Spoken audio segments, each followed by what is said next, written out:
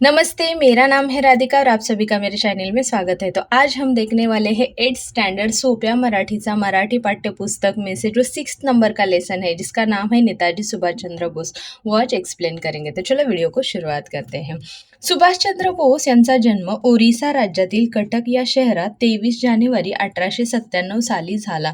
यानी सुभाषचंद्र बोस जी का जन्म कहाँ पे हुआ था? तो ओरिसा राज्य में कटक इस शहर में यानी इस सिटी में 23 जनवरी 1897 को हुआ था।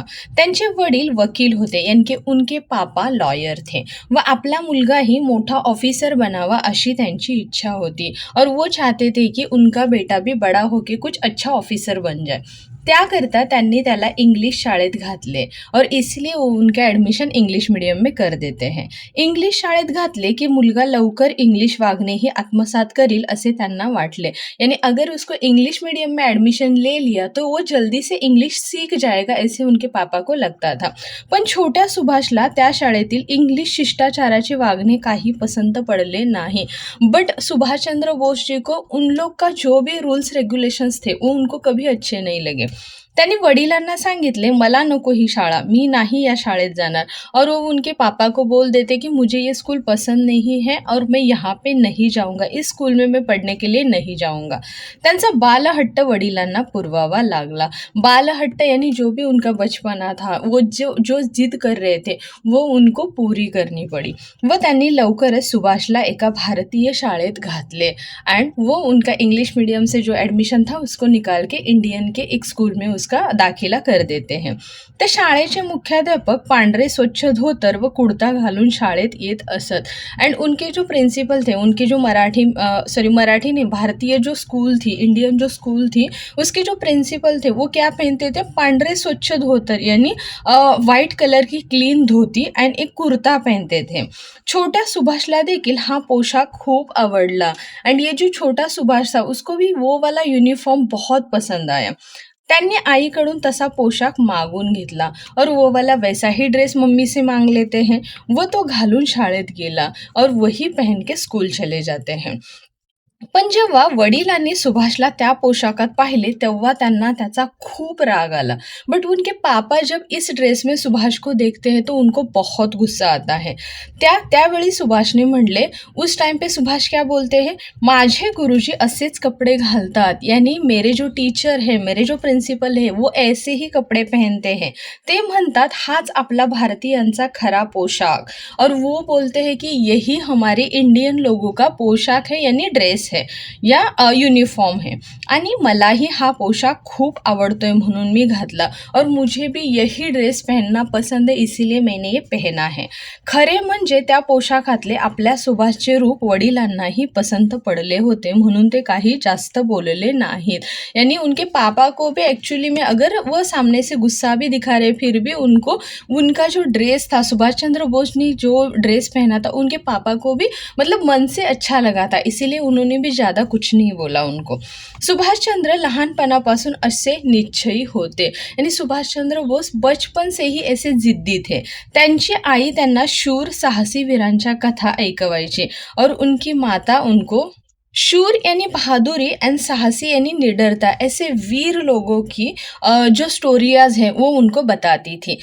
दुर्गा मातेच्या गोष्टी अंगाई गीतातून आठवून म्हणायचे और दुर्गा माँ की जो भी स्टोरीज थी वो अंगाई गीत से याद कर करके वो सुभाष चंद्र जी को बताती थी। त्यामुळे देश धर्माचे प्रेमाचे बीज लहानपणीच रुजले और इसीलिए इंडिया के बारे में जो उनके मन में प्यार था वो बचपन से ही आया था। त्यांचा स्वभाव ही त्याचप्रमाणे धीट व साहसी बनत गेला और उनका स्वभाव, उनका नेचर बचपन से ही ऐसा निडर और जिद्दी बन गया। पुढे उच्च शिक्षणासाठी सुभाषचंद्र इंग्लैंडला गेले और आगे का जो भी एजुकेशन था वो लेने के लिए वो इंग्लैंड चले गए व आपले शिक्षण संपून मायदेशी परतले और अपना जो एजुकेशन था वो पूरा करके वो वापस इंडिया यानी मायदेश आ गए। इंग्रजांची नौकरी करने त्यांना मान्य नव्हते और अंग्रेजों के यहाँ पे नौकरी करना उनको कभी भी पसंद नहीं था, म्हणून ते भारतीय स्वतंत्र लढ्यात उतरले और इसीलिए वो स्वतंत्रता की लड़ाई में शामिल हो गए।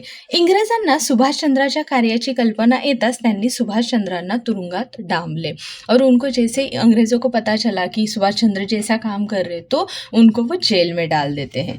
तुरुंगातून सुटका झाल्यानंतर सुभाषचंद्र स्वराज्य दलाचे मंत्री झाले एंड जब जैसे ही वो जेल से छूट गए वैसे वो स्वतंत्रता दल के मंत्री बन गए. स्वराज्य दलाचे पत्रक फॉरवर्डमध्ये त्यांनी खूप स्फूर्तिदायक लेख लिहिले और स्वराज्य दल का जो पत्रक था, फॉरवर्ड नाम का जो भी न्यूज़पेपर वगैरह था, उसमें उन्होंने स्फूर्तिदायक यानी प्रेरणादायक लेख लिखना स्टार्ट कर दिया.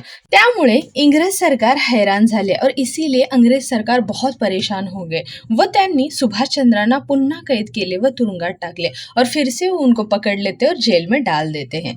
तुरुंगात सुभाष चंद्रांची तब्येत बिघडली और जेल में उनकी तब्येत बहुत खराब हो जाती है. इंग्रजांनी घाबरून त्यांना तुरुंगातून सोडले और अंग्रेज डर जाते हैं और उनको जेल से छुड़ा देते हैं व त्यांच्याच घरात नजर कैदेत ठेवले.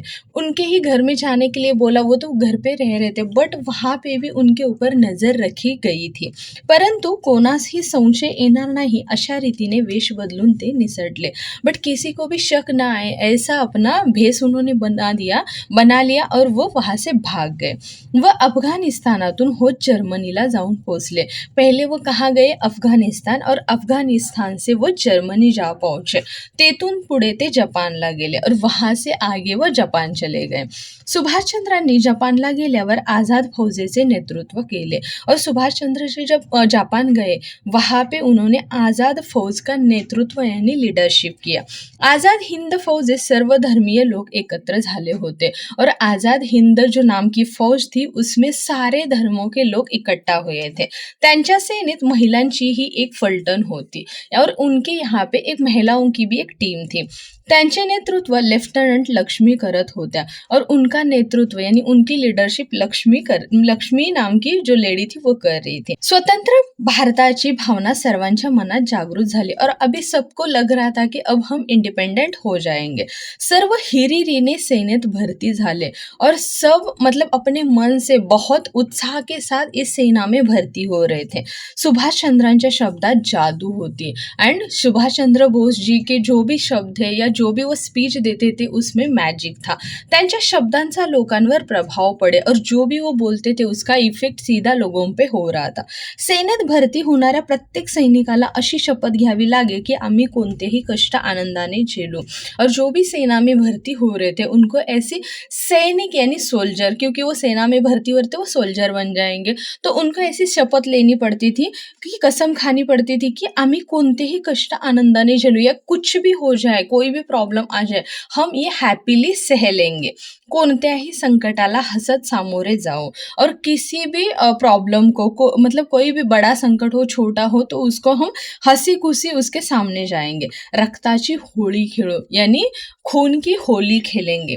रक्ताने न्हावून निघू, खून से भीग जाएंगे, पण भारत माते स्वतंत्र करो, बट इंडिया को इंडिपेंडेंट करके ही रहेंगे. सुभाषचंद्र बोस स्वातंत्र्याच्या लढ्यातले मोठे सेनापती होते. सुभाषचंद्र बोस जी ये जो स्वतंत्रता का लड़ा है, स्वतंत्रता की जो लड़ाई है उसके बड़े सेनापती यानी कमांडर थे. सैन्याच्या जोरावर इंग्रजांना नेस्तनाबूत करण्याची त्यांची इच्छा होती. सैन्याच्या यानी उनके पास जो भी लोग थे, जो भी सोल्जर्स थे, उनके आधार पर पूरे मतलब इंग्रज को यहाँ से खत्म कर देना ही उनका क्या था, सपना था या उनकी इच्छा थी.